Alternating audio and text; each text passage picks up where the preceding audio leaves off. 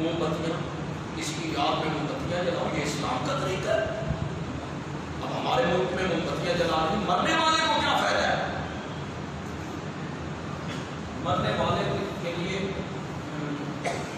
مزاق میں کہہ رہے ہیں کہ اللہ کو مشورہ دے رہے ہو کہ یا اللہ اس کو آگ ڈالو، موم بتیاں جلا کے اللہ کو مشورہ دے رہے ہو اس کو آگ ڈالو۔ اس کو آگ کی پکی ہوئی چیز میت کے قریب لے جانا یا قبر کے قریب لے جانا تو ویسے بھی نامناسب ہے،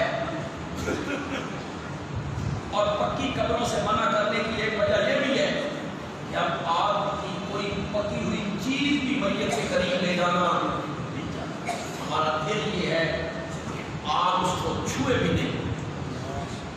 آپ موم بتیاں جلا رہے ہیں مرنے والوں کے، انہیں جلانے دے، وہ کافر ہیں، مرتد ہیں، بے ایمان ہیں، عیسائی ہیں، یہودی ہیں، ان کی آخرت ہے کوئی نہیں۔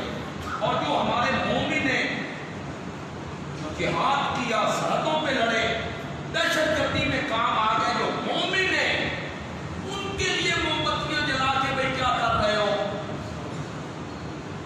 وہ تو انشاءاللہ جنت میں ہو، اللہ کی رضا میں ہو۔